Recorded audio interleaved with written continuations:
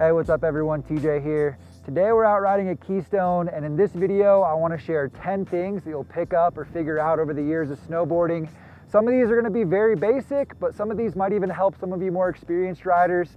So if you're going out for your first day or this is your first season snowboarding, this video is for you. I hope it helps you out. All right, so one of the first things you're going to have to learn on a snowboard is how to get around across flat spots, even just getting to your first chairlift. So getting around on flat terrain is called skating, and a good habit to form from day one is pushing with your unstrapped foot behind your snowboard. Every day I see people trying to skate like a skateboard with their foot in front of their toe edge, and that's not what you want to do. The only time you want to do that is when you're actually walking uphill. But as you're going through the lift line, you're going to want to generate momentum with your unstrapped leg, pushing and then shifting your weight onto your front foot, gliding across that flat snow. One thing to remember every time you get on a chairlift is to always kick your high back down. Most of the time it's not going to be a problem, but sometimes that gap between the chair and your binding is going to be a little bit too small, and the chairlift will actually crush and break your high back.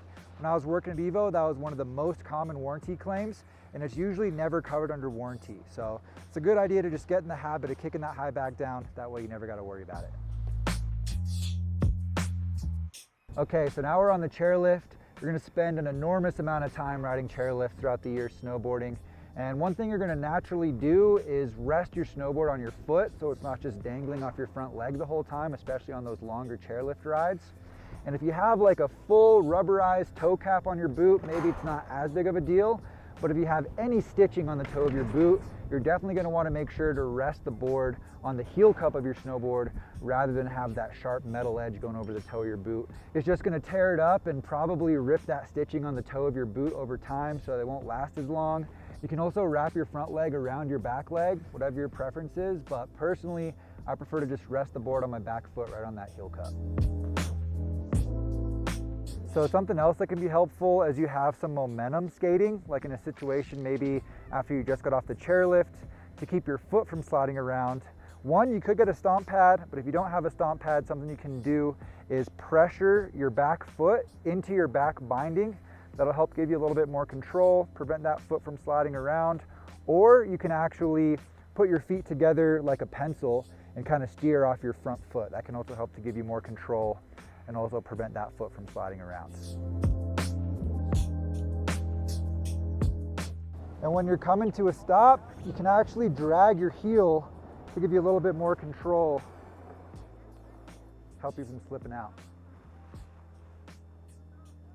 All right, so this is an awesome little trick that's going to let you strap in without having to sit down. All you have to do is dig a flat shelf in the snow. It's going to work on an incline, it'll work on firm or icy snow as well. You just got to try a little bit harder on that icy snow. I do this literally every time I strap in, every lap. And we're on a bit of an incline right now. So literally all you're going to do is take your heel edge and just kind of dig it into the snow, get that shelf going until you feel like it's deep enough, and then you're not going to slide down the hill anymore. You can strap in standing up, perfectly balanced, no problem. Another good habit to build right from the get-go is every time you strap into your bindings, get used to just wiping any snow or ice out of your footbed. That way it's not building up in there, making the footbed uneven, which can give you an off or weird feeling when you're actually snowboarding. So literally all you're going to do is just take your hand, wipe out any snow you got in there, stomp your boot a few times to get any snow out from the bottom of your boot, and then just strap up.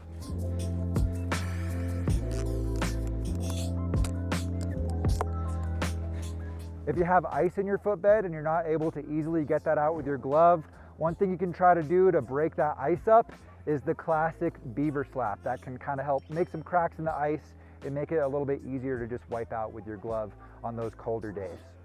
One other little thing worth mentioning that's probably worth getting used to sooner rather than later is anytime you're about to drop, I always have my phone, my car keys, my wallet, all these things in my pockets, is just simply do a pocket check. Especially on a powder day, but really anytime before your drop, just make sure to check all your pockets, make sure it's all zipped up, and that way, if you have any valuables in there, you're not going to lose it halfway down the run, or if you lose something on a powder day, you're probably never going to find it. So something I try to always do before I drop any day.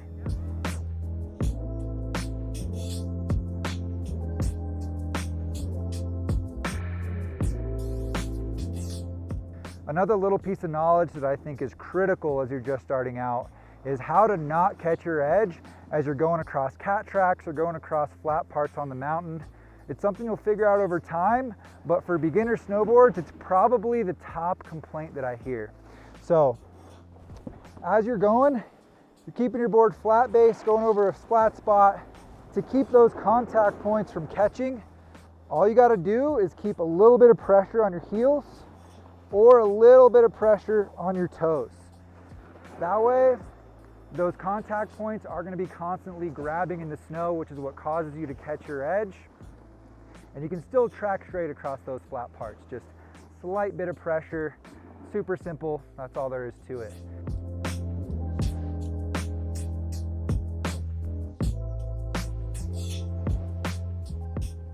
All right, something else you're probably gonna run into pretty much anytime you're trying to regroup with your friends. Maybe you're pulled off on the side of the slope or you're stopping near a slow sign or something like that, is the natural inclination to wanna stop on your toe edge if you're on an incline. And when you do that, you're probably gonna always be sliding down the hill a little bit. It's gonna be pretty annoying if you're trying to, stay stopped for any significant amount of time.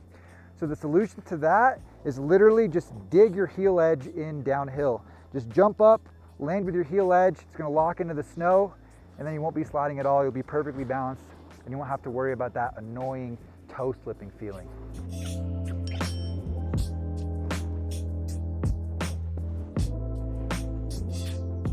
One last piece of advice I want to share in this video is actually something to avoid. It doesn't really apply today because it's so warm out, but on a cold day, it's a surefire way to fog your goggles up. And that's putting your goggles up on your forehead like this. Something a lot of people just do naturally, but there's so much heat escaping from your head, your goggles are gonna get fully fogged up. If you go into like a lodge and then back out in the cold, your goggles can get fogged as well. And if your goggles do get fogged up, the best way to defog them is to actually just put them inside your jacket or your hoodie, maybe while you're on the chairlift or something like that. Just have them wrap around your torso with the natural curve of the goggles.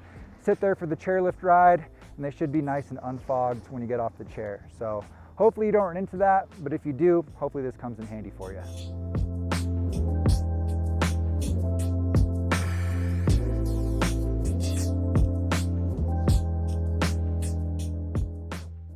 All right, guys, I hope you found these 10 tips helpful. These are all things I would have liked to know when I first started snowboarding. So if you got some value, please make sure to drop a like. If you know anybody just getting into snowboarding, consider sharing this video and subscribe for more snowboard videos, guys. I really appreciate it. Thank you so much for watching, and I'll see you in a new one soon.